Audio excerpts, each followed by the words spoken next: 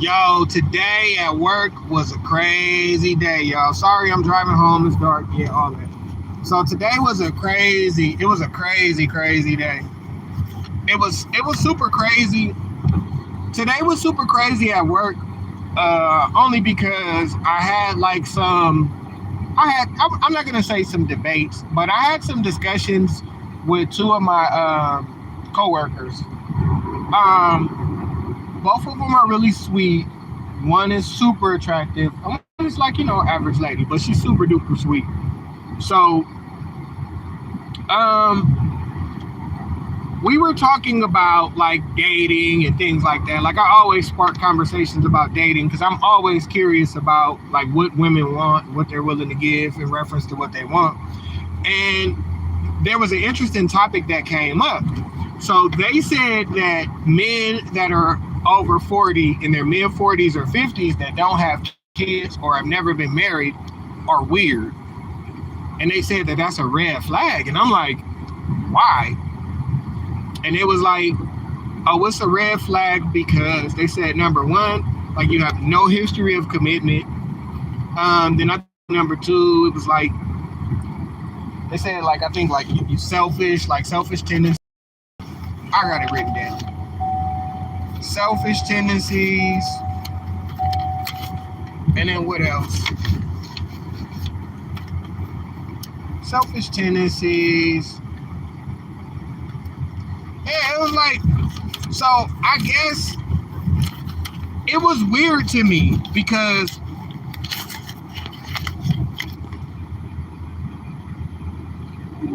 a man with no kids, 50, not sacrificing anybody else's happiness. So I guess I didn't understand why that was looked at as selfish. Then it made me think. I didn't say nothing because I'm trying to get to a point to where I'm.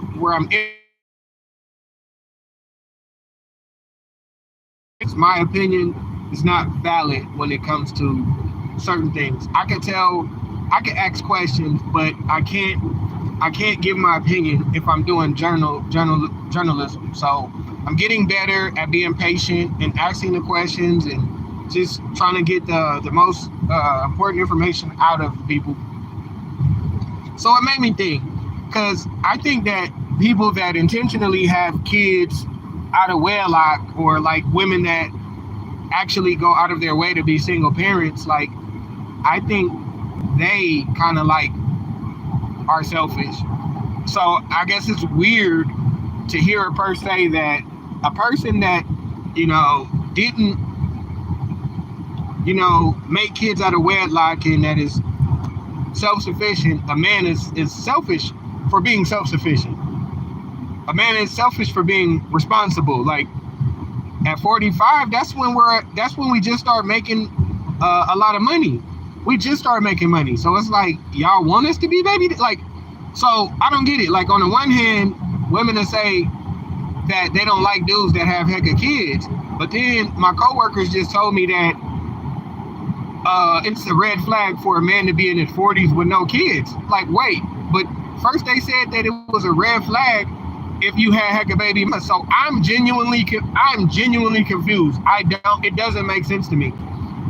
They don't want men to have heck of baby mamas.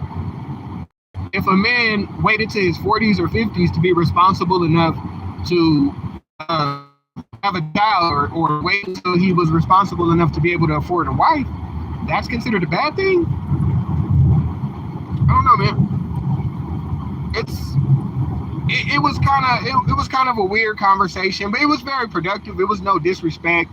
And then we got to the conversation where we were talking about what men expect from women and what women expect from men. And I just asked flat out, what is it that women think that men want?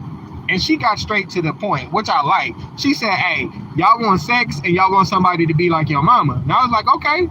I was like, what you mean by that? Cook, clean, take care of your stuff? I'm like, okay. I'm like, you're right. I'm like, we do want that. Then I flipped it.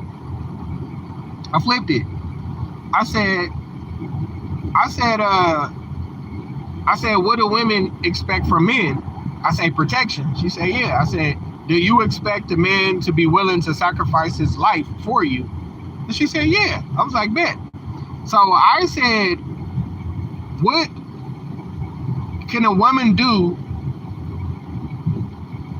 that's equivalent to a man sacrificing his life? And she said, give him a baby. And I wanted to scream, but I didn't want to be disrespectful. I wanted to scream, but I don't agree. I don't agree that a woman giving a baby is equivalent to a man's sacrifice. A woman can have multiple men's kids. A man can only sacrifice his goddamn life once.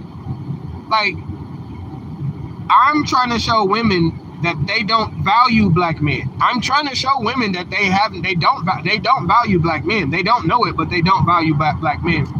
Do you know how many women that I've talked to that said their exes were tall and handsome, or their baby daddies were tall and handsome? I'm like, do you know how rare a tall and handsome man is? They're like, that's not rare at all. I'm like, only 14% of the population is over 6 feet, man. What are you guys talking about? Then I said, what percentage of people are handsome? 1%. So if you want 1% of 10%, you want 0.00. What the hell? Like you want, what do you want? You want like 0.001%. Like you want 0.00. So imagine this. Women have had the most rarest men in the world and found the most arbitrary reason to be unhappy, and then think that an average man will make them more happy than the 0.01 man. Like, you don't value men. You had something that is valuable statistically. It is rare. Something that is rare is more valuable by definition. So you have one of the rarest commodities, a tall, handsome man. Am I saying that's the epitome? No. Women say that, not me. And then whenever I bring that up to women, they say, not me. I dated a guy that wasn't this.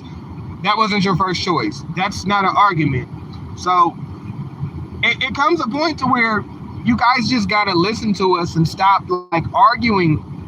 Like, I'm not telling women things that they don't want to hear because I want to hurt their feelings.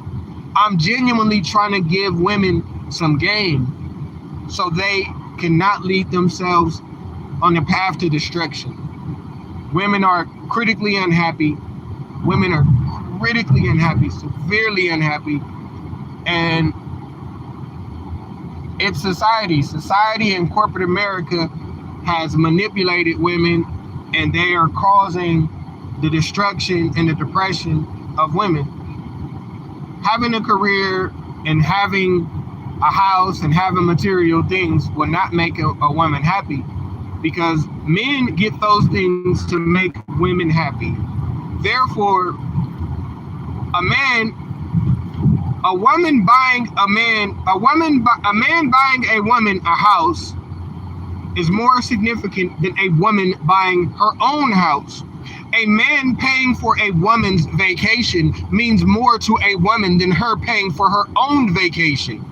If those things are the truth, then why, if a man doing something for you means more than you doing something for yourself, then why do you lead with independence? If your ultimate goal is to be married and a man take care of you, why are you leading with those things? If you want a man to take care of you, then why do you see your job as an attractable relationship quality? If what you want as a man is a man to take care of you, then why do you lead with your ability to take care of yourself? That goes against your own goals. At some point, there has to come a point, it just has to come a point eventually, where the things that you want are secondary to the things that you need. You're not entitled to everything that you want. And I guarantee you, what you want ain't good for you. Sometimes you need to take a step back and let the men lead. We love y'all and we have y'all best interest at hand. We just need y'all to trust us.